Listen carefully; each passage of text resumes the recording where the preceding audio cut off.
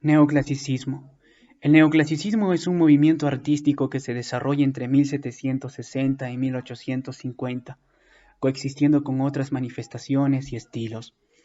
Frente a otras corrientes de pensamiento como el barroco y rococó, propone un regreso al mundo clásico, a un lenguaje equilibrado y racional propio de la antigüedad grecorromana. Algunos factores que motivaron el desarrollo del neoclasicismo fueron el culto a la razón del pensamiento ilustrado, es decir, a una corriente de pensamiento que confía plenamente en el ser humano y en sus posibilidades. Por ello va a tomar como referencia el mundo antiguo, donde la belleza era orden, proporción y armonía, categorías pertenecientes al ámbito de la razón.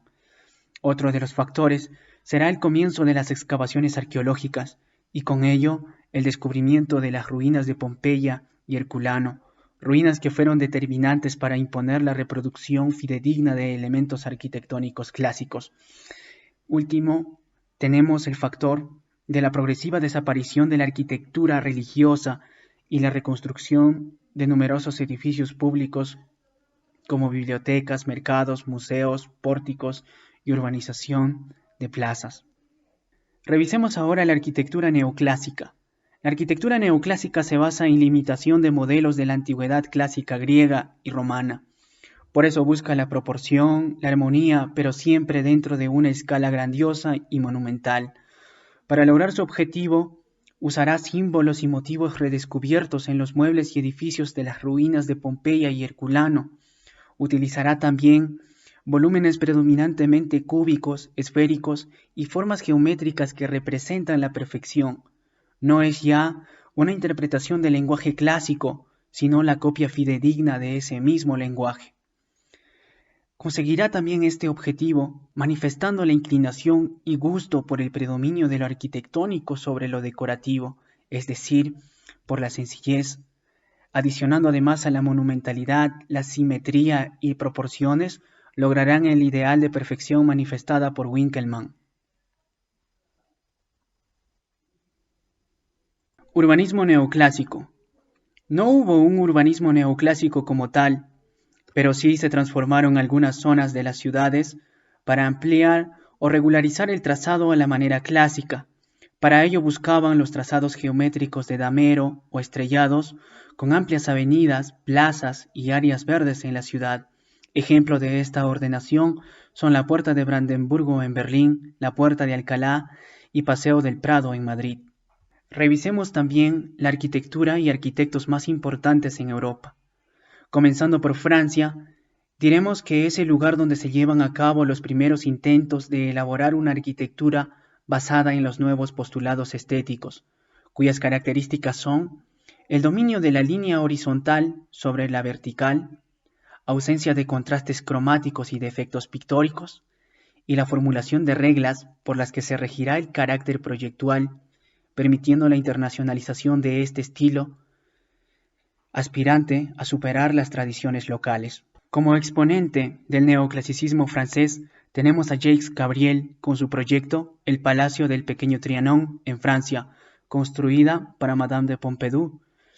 La composición cúbica y la presencia del pórtico de columnas en la fachada posterior han hecho que se haya insistido en demasía sobre el carácter palladiano del edificio. Sin embargo, la ausencia del frontón y la balaustrada que lo corona no son palladianos. Como exponente del neoclasicismo francés, tenemos también a Soufflot con su proyecto La Iglesia de Santa Genoveva en París. Este es uno de los proyectos que mejor expresan los ideales neoclasicistas en el campo de la arquitectura. El juego de volúmenes, la claridad y simplicidad de sus líneas constructivas, así como el empleo del lenguaje grecorromano en toda su pureza, confieren a este edificio el sello de esta segunda vuelta al clasicismo, más caracterizada por el afán de imitar los modelos antiguos que de recrearlos o interpretarlos en un sentido moderno. Arquitectura neoclásica en Alemania. Aparece en Alemania 10 años después que en Francia. Al principio se hace de manera tímida, dando lugar a mezclas de elementos neoclásicos y barrocos, en construcciones como iglesias y palacios. Las características que encontramos son la utilización de líneas rectas, frontones triangulares y la pureza arquitectónica. Glyptoteca de Múnich. Museo ubicado en la ciudad de Múnich, diseñado por el arquitecto Leon von Kensi con un estilo clásico greco-italiano con pórticos jónicos. Puerta de Brandeburgo. Tiene una altura de 26 metros, 11 metros de largo y 65,5 de ancho. Para su construcción se usó piedra arenisca. Su principal objetivo era representar el acceso a la ciudad. Posee 12 columnas dóricas a cada lado. En la cima encontramos una cuadriga que representa a la diosa Victoria, montada sobre un carro tirado por caballos, en dirección a la ciudad. Arquitectura neoclásica en Inglaterra. El Museo de Londres conserva más de 8 millones de objetos de todos los continentes. En su mayoría se encuentran guardadas para su estudio y recuperación. Su fachada es de estilo neoclásico, inspirada en la arquitectura griega, con columnas jónicas y un gran pórtico. Banco de Inglaterra. Consta de 3 niveles y cuenta con 2 cuerpos laterales de enorme presencia. El frontón es octástilo con columnas jónicas. El entablamiento no tiene decoración en arquitrabe ni friso. La parte superior del edificio culmina con un frontón. Seguido de este se crearon, al igual que los propileos, 2 alas laterales al pórtico de entrada, también con una serie de columnas de estilo jónico. Arquitectura neoclásica en Estados Unidos. La residencia del presidente de los Estados Unidos es una gran mansión estilo federal neoclásico, con detalles que se hacen eco de la arquitectura clásica griega. La Casa Blanca es un ejemplo de urbanismo homogéneo. El conjunto fue imaginado por el arquitecto francés Pierre Charles. La fachada norte de la Casa Blanca imita la estructura de un templo griego con columnas jónicas de fuste liso y una arquitectura arquitrabada con tímpano. No obstante, la fachada sur tiene un saliente semicircular que rompe la uniformidad del edificio, y el cual tiene una columnata de 6 columnas jónicas de fuste liso. La fachada sur es una combinación de estilos de la arquitectura palladiana y neoclásica. En el centro de la fachada se encuentra una proa neoclásica. La proa está flanqueada por 5 bahías, cuyas ventanas, como en la fachada norte, tienen frontones alternados puntiagudos al primer piso. Arquitectura neoclásica en España. El apego español al estilo barroco produce una resistencia notable a los nuevos modernos neoclásicos, los que nunca estarán libres de influencias barrocas. De esta forma se realizan obras con una manifiesta timidez neoclásica, como la Puerta de Alcalá. Hay varios factores que favorecen el desarrollo de la arquitectura neoclásica. La Academia de Bellas Artes de San Fernando, fundada en 1752 por Fernando VI, reaccionó contra el barroco adoptando como estilo artístico el ideal greco-romano. Puerta de Alcalá. Está organizada a la manera de un gran arco de triunfo romano. Tiene 5 vanos, de los cuales los 3 centrales se abren con arcos de medio punto, abovedados interiormente, mientras que los 2 de los extremos son adintelados. Encima de las puertas hay decoraciones de relieves con cornucopias y adornos florales. Presenta pilastras adosadas de orden jónico. La parte central sobresale claramente con un juego de líneas quebradas, entrantes y salientes, para evitar la pesadez del conjunto. Esta área es la única coronada con un segundo cuerpo. Un entablamiento liso sirve de enlace con la parte superior de la puerta.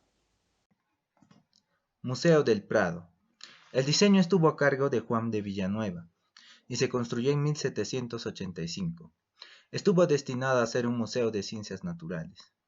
En su construcción se utilizaron la piedra y el ladrillo. En cuanto al exterior, estará formada por una columnata jónica en el piso superior y un juego de arcos y hornacinas en el inferior. Fachada de la Catedral de Pamplona. Ventura Rodríguez se encargó del diseño de la fachada de la Catedral de Pamplona. La dificultad del diseño estuvo en que el sistema constructivo era totalmente diferente a los que se proponía hacer. Se transformó en una fachada neoclásica de composición tripartita, o sea, de frontis clásico entre dos torres laterales. Se encuentra compuesto por un pórtico soportado por 4 columnas que sostienen un frontón triangular y en los extremos 2 torres cuadradas, macizas hasta la altura de la nave central y con ventanas entre columnas corintias en la parte alta. Iglesia de San Marcos. Esta iglesia es un claro ejemplo del paso del barroco al neoclásico. Si bien su concepción es barroca, pero se encuentran rasgos claramente neoclásicos, por ejemplo, en la composición de la fachada, o en la decoración interior y en los retablos. La fachada, situada entre medianeras, está compuesta por 3 cuerpos claramente diferenciados, que se resuelven en ladrillo con algunas impostas de piedra. El cuerpo central, con la puerta de acceso y un hueco rectangular que ilumina el coro, queda enmarcado por 2 pilastras de orden gigante que soportan un frontón triangular. Palacio de Liria. El diseño estuvo a cargo de Ventura Rodríguez. En la fachada se observa que en la planta baja hace las veces de zócalo del edificio y presenta sillar almohadillado. La planta noble cuenta con un piso de balcones y otro de ventanas. Una hilera de ventanas encubre el tejado. La fachada principal cuenta con 5 cuerpos verticales. El central es tetrástilo, coronado con una espadaña heráldica y marca el eje de simetría de la fachada. Lo flanquean 2 cuerpos de balcones y ventanas entre pilastras de orden gigante. Otros 2 cuerpos en los extremos están recorridos por dobles pilastras. Una vez aprehendidos los hechos históricos de la arquitectura y urbanismo en el neoclasicismo y eclecticismo, arribamos a la siguiente conclusión. Las sociedades cambian y se transforman con el tiempo. Las sociedades del pasado no son las sociedades del momento, y que un estilo arquitectónico forjado por las condicionantes y necesidades de su época no puede responder a las necesidades y condicionantes de otra época. Concluimos esto porque el neoclasicismo hace esfuerzos desmesurados por adaptar la arquitectura clásica a un entorno y situación diferente a la que se forjó, un entorno de ciudades sobrepobladas, con necesidades mucho mayores a las de antaño, una sociedad que demanda bienes en cantidad como en prontitud, y que fuera motivo de su declive.